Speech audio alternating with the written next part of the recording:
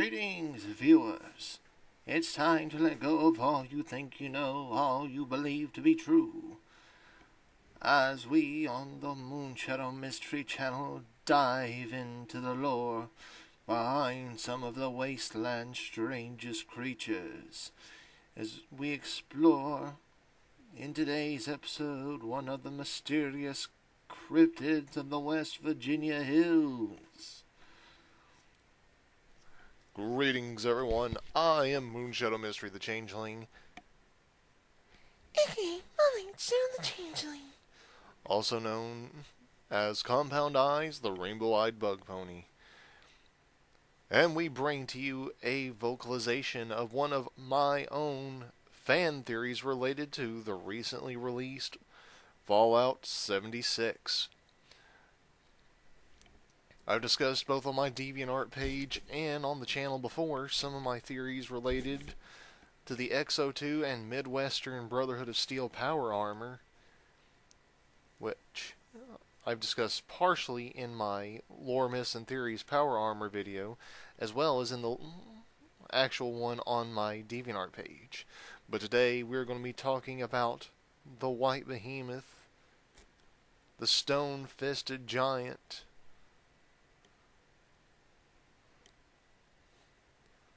the wall-breaking bruiser, the Grafton monster.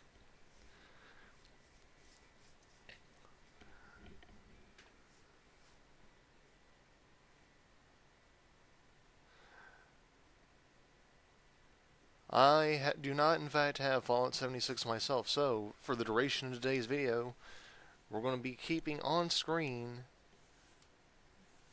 the image that I utilized for my original fan theory on the DA page. I'll provide a link in the description below for anyone who wants to go check that out.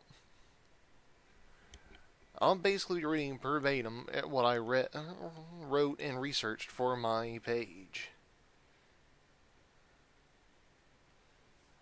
Some of the recent theories after that are a little bit more defined and a little lengthier as a result. So, bear with me, and hopefully you'll enjoy this new edition of Lore, Myths, and Theories, the Grafton Monster, and FEV. In the image, you can see the Grafton Monster on the left, while on the right is the failed FEV experiment from Vault 87 as seen in Fallout 3. You may be wondering why that is, and more importantly, what they could possibly have to do with one another. Well, I am here to share my thesis on the subjects, as well as a brief bit of background. First, let us cover the most obvious one, the failed FEV experiment. Vault 87 was a Vault-Tec vault located in the western sector of the Capital Wasteland area, with the 2 points of entry. The first point was, of course, the actual Vault 87 door, which was located like many vaults in a natural cave entrance prior to the Great War, while the second was likely a construction access point for materials and equipment through the Little Lamplight Cavern tour site, which in-game became the child-exclusive settlement of Little Lamplight.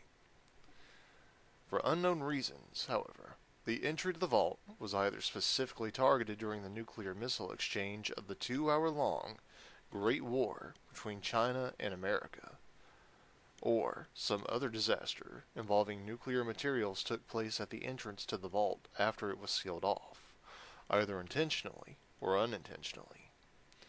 And another possible theory for this connects directly to the events of Fallout 76, involving the nuclear silos featured in the game's mechanics, as informed to us by Todd Howard himself in the game's film and gameplay trailers.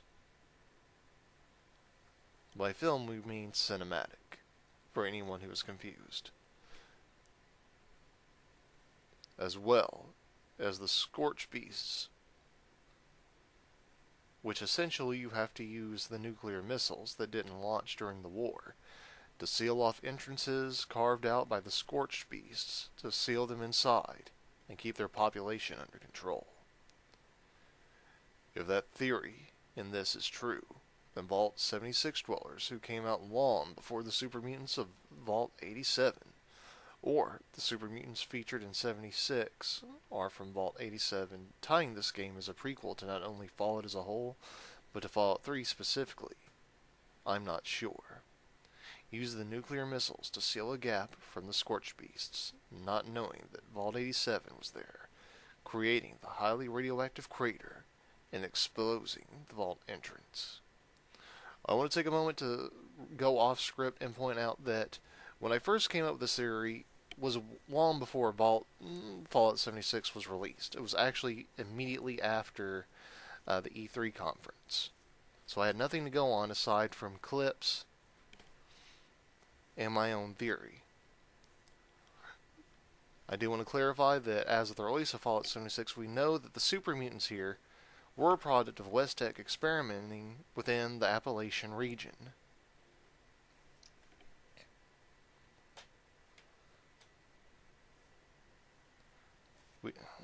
Now, we do not know if any of these super mutants are actually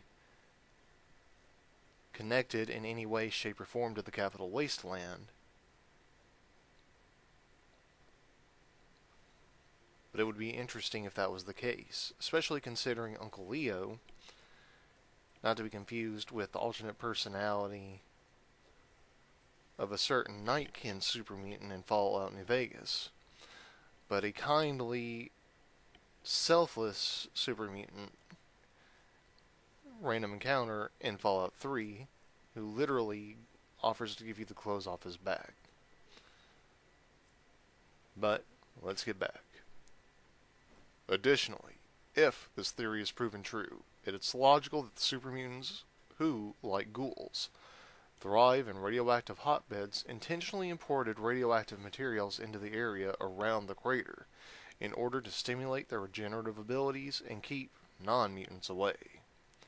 Alternatively, knowing Vault 87 was in fact an experimental vault specifically made for the purpose of testing, experimenting with, and refining FEV in a controlled environment, then it's plausible Vault Tech themselves intentionally placed radioactive materials around the vault entry after it was sealed off to keep the dwellers inside and test possible effects of the FEV regarding immunizing survivors to radiation. This could be corroborated by the high doses of radioactive materials in and around the actual entrance of the vault, both inside and outside of the vault. For those of you who have never played Fallout 3, deep in the recesses of the vault near the actual main entry in and out, which you cannot access from outside nor leave from inside, there is a ton of radioactive material, which is either caused by a leaking reactor or material that is outside that is seeped in. I don't know definitively either way, and I don't know for sure if it's clarified in the strategy guide because I don't have a copy. If anyone can confirm this or provide some further information, please let me know in the comments. Let's continue.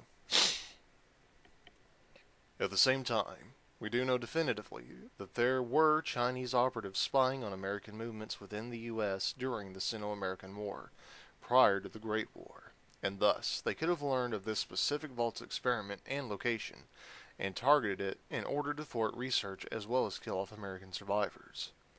Either way, the dwellers of Vault 87 survived, and eventually the experiment would turn them into super mutants, as well as centaurs. Although that part is undetermined if animals were part of the Vault experiment, or if this was an unintentional side effect created by the super mutants themselves, while bringing in outsiders to be transformed into more super mutants.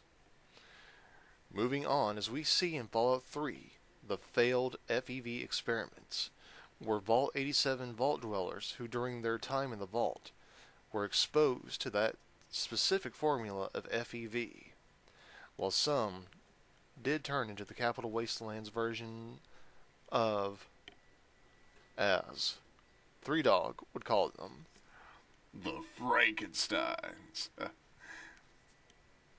that we know of today. Others didn't survive the process, either due to genetic irregularities or other factors. As we as the player explore Vault 87 through the secondary entrance located deep in the little lamplight tunnel system, as even if you can make it to the real entrance, you are unable to get inside as it is too highly irradiated to make it back out again. I personally tested this several times and was never able to get access from the primary entry point.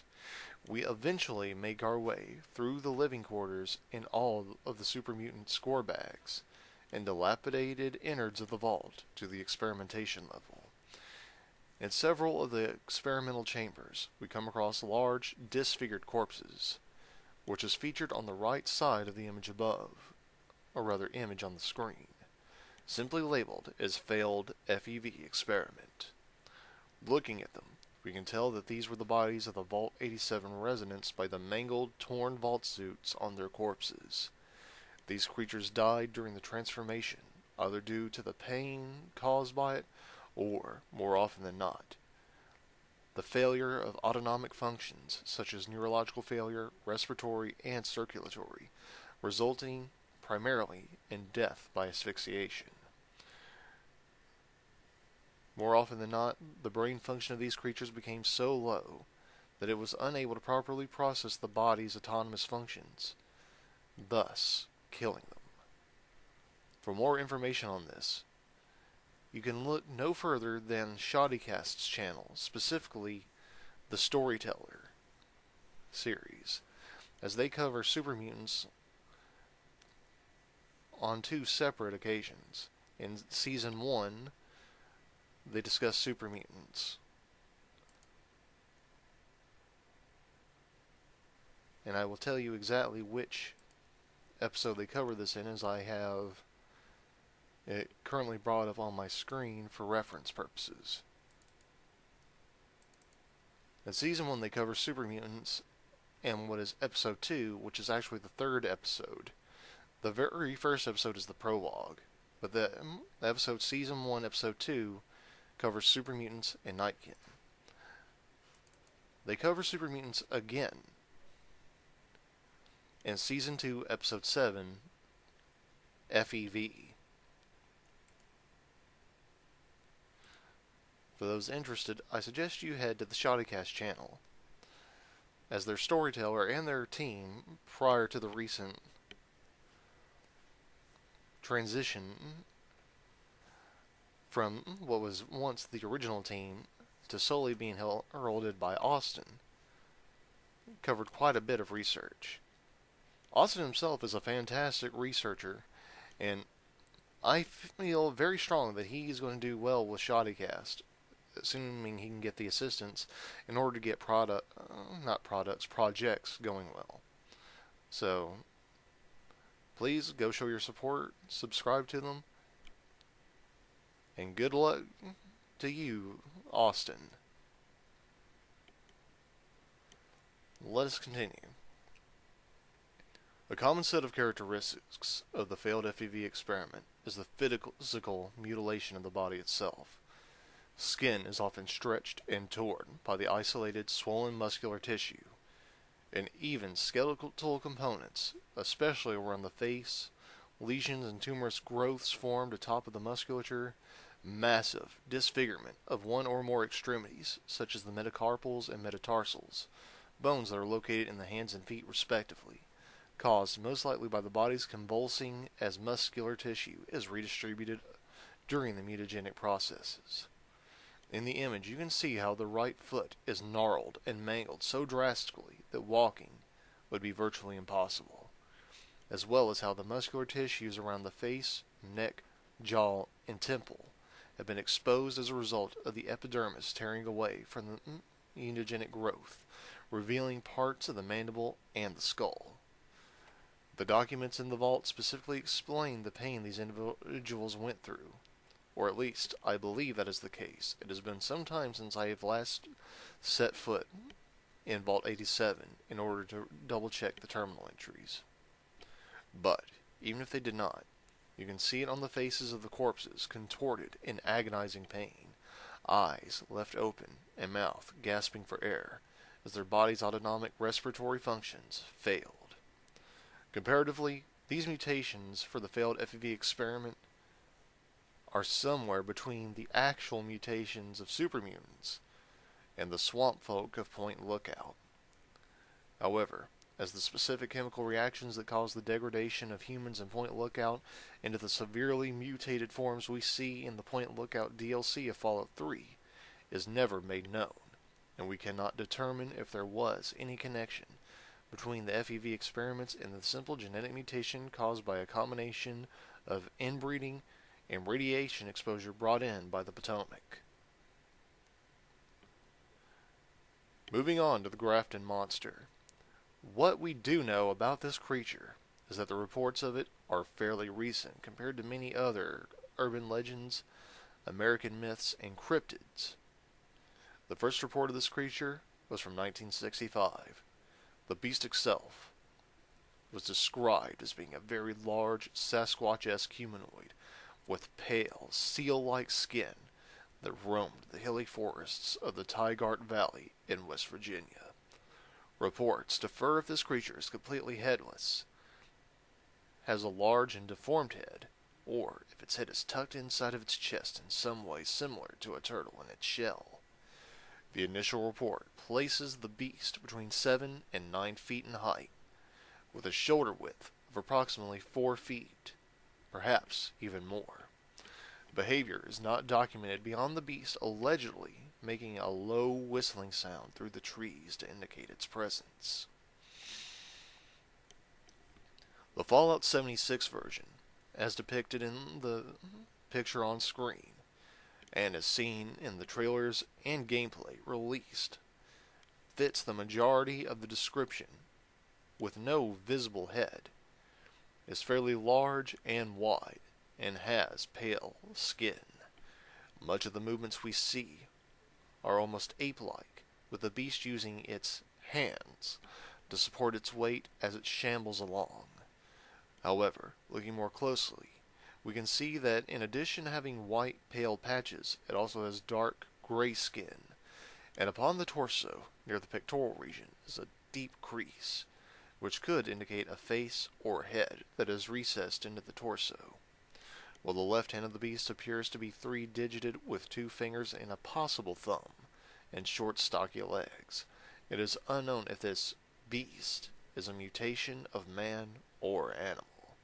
Should this creature be animalistic, it's plausible that it is in some way a relative of the elephant, which has escaped from the zoo during the bombs dropping. The short stocky legs and skin coloration could potentially support this.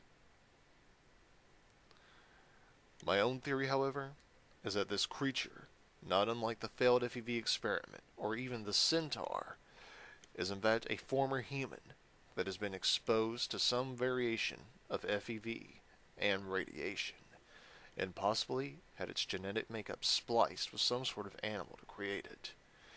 We have seen in Fallouts 1 and 2 that one variant of the centaur created by this methodology, often depicted as having multiple limbs, a grotesque physical body, and 2 heads, one human, the other canine, while in Fallout 3 and New Vegas variants are almost insect-like in their multi-legged appearances, with tongue-filled gaping maws, and humanoid faces with bones protruding from the backs and other areas as they shamble along on 6 humanoid hands, where their feet would be.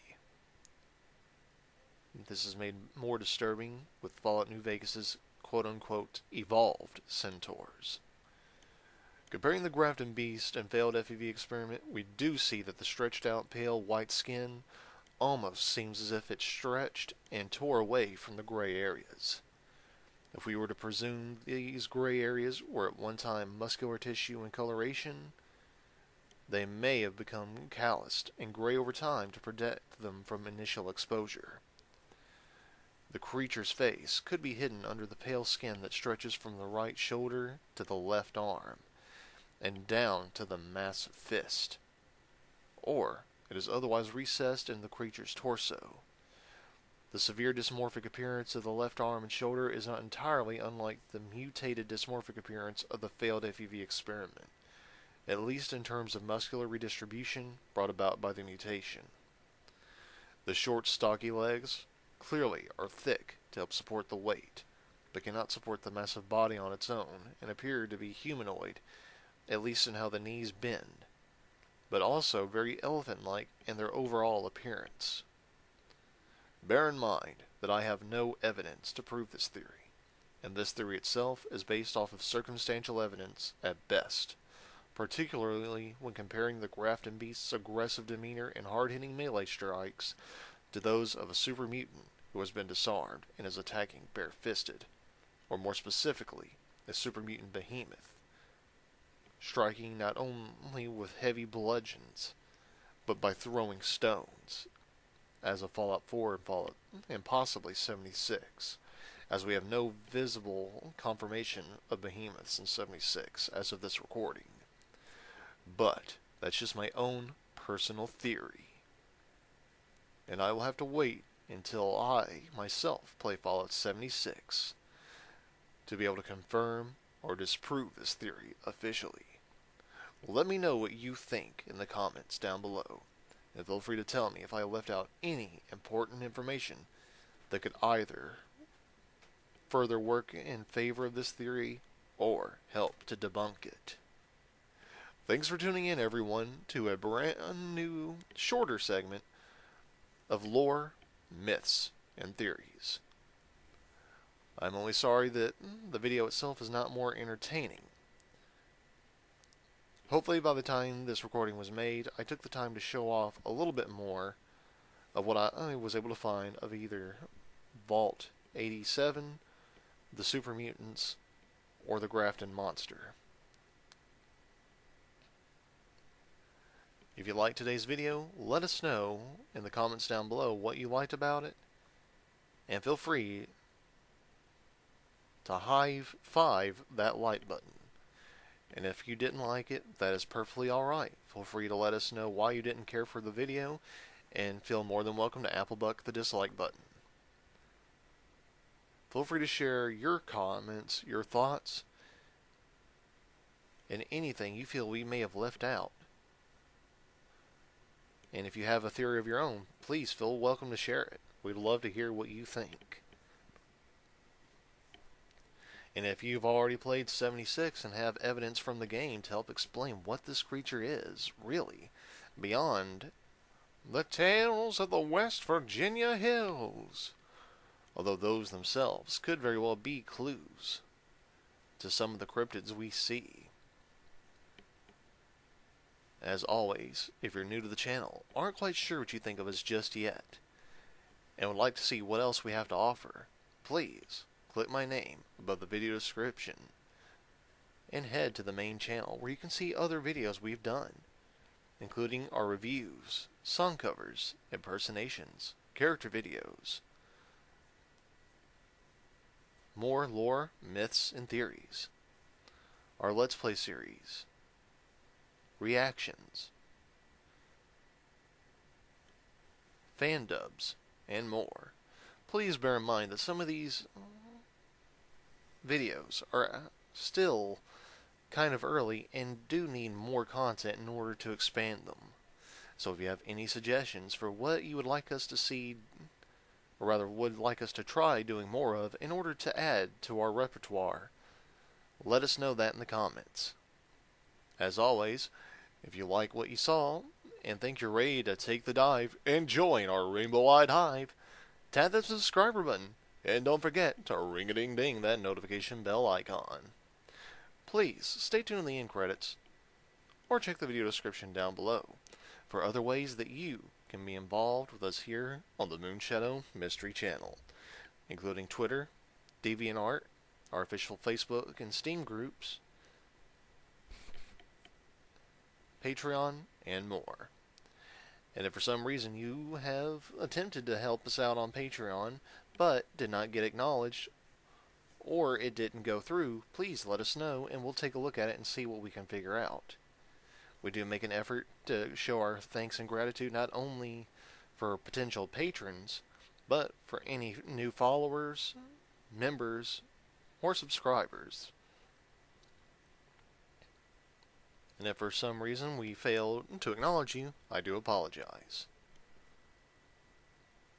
As always, I do make an attempt to read and respond to as many comments as possible. Bear in mind, though, that if your comment comes across as advertising, trolling, or something else that would be deemed inappropriate, it more than likely will not be read, responded to, and will possibly be deleted. While I realize this may come across as harsh, most of my content I try to make family friendly. And while I do make an attempt to respond to as many as I can, there's really no room and no time available to deal with trolls and aggressors. Hopefully my viewers understand that. This world has enough problems without bringing it to YouTube. But thanks for tuning in, everyone. Have a great rest of your day, a great rest of your week, and a great weekend ahead. We hope to see you right back here, same Changeling time, same Changeling channel, when we get out of the hay and into the fray with potential future videos. And we hope to see you here for more lore, myths, and theories in the future. As always, remember, don't go changing for anyone but yourselves. Take care. We hope to see you soon.